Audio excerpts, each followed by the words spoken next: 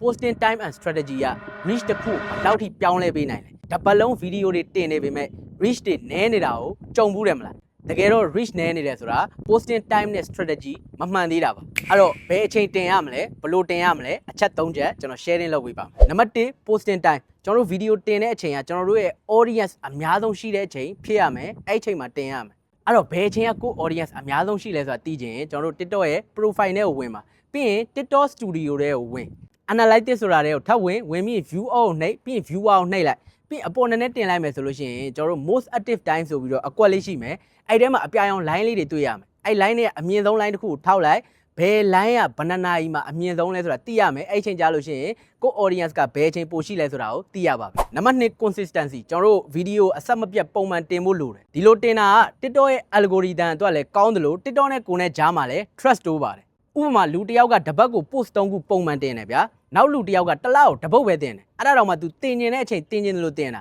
ဒီနှစ်ယောက်ပြန်ရှင်လာပြီဆိုလို့ရှိရင် TikTok ကတပတ်ကို3ပုတ်ပုံမှန်တင်တဲ့လူကိုပို့ပြီးတော့ push လုပ်ပေးတယ် auto boost လုပ်ပေးတယ်နောက်ထပ်ကောင်းတဲ့အချက်တစ်ချက်ကကိုဒီလိုပုံမှန်တင်တာသိတဲ့အတွက် audience တွေကလည်းကိုပုံမှန်တင်တယ်ဆိုပြီးတော့ပုံမှန်စောင့်ကြည့်ကြတယ်နံပါတ်3ကတော့ testing strategy ပဲဖြစ်ပါတယ်ကျွန်တော်ပုံမှန်တင်နေကြ audience အများဆုံးရှိတဲ့အချိန်မှာတင်လို့မရပါဘူးရှုပ်သွားလားဥပမာတစ်ခုပြောပြမယ်ကျွန်တော်ရှိမှာ follower 100k ရှိတယ် 100k ရှိတယ်ဗျာ follower 3သိန်းလုံးဒီတစ်ချိန်ထဲမှာဘလို့နီးနဲ့မှ active မဖြစ်နိုင်ဘူး9000ဒီမနက်မှာ active ဖြစ်နိုင်တယ်နောက်ထပ်9000ဒီညဘက်မှာ active ဖြစ်နိုင်တယ်အဲ့တော့ video ကိုကျွန်တော်တို့အချိန်ပြောင်းပြီးတင်ကြည့်ရမယ်ကျွန်တော်တို့တစ်ပတ်ကိုညဘက်မှာတင်မယ်နောက်တစ်ပတ်ကိုမနက်ပိုင်းမှာတင်မယ်ဒီနှစ်ချိန်မှာဘယ်အချိန်ကပို့ပြီးတော့ကိုယ့်ကို view ပို့တက်လဲဆိုတာသိရမယ်အဲ့ဒါဆိုလို့ရှိရင်ကျွန်တော် data တစ်ခုရပြီအဲ့အချိန်မှာကျွန်တော်တို့တင်သွားမယ်ဆိုလို့ရှိရင်ကျွန်တော်တို့ရဲ့ view တွေကပို့ပြီးတော့တက်လာမှာဖြစ်ပါတယ် video တွေ viral ဖြစ်ချင် right time အချိန်မှန်ရမယ် consistency flow အဆက်မပြတ်တင်နေရမယ် testing စမ်းသပ်နေရမယ် video တစ်ပုတ် viral ဖြစ်တယ်ဆိုတာကံကောင်းလို့မဟုတ်ဘူး strategy ကောင်းလို့အဲ့တော့ဒီ posting strategy ဆိုတဲ့သင်ခန်းစာအပြည့်အစုံအကြောင်းအရာအပြည့်အစုံကို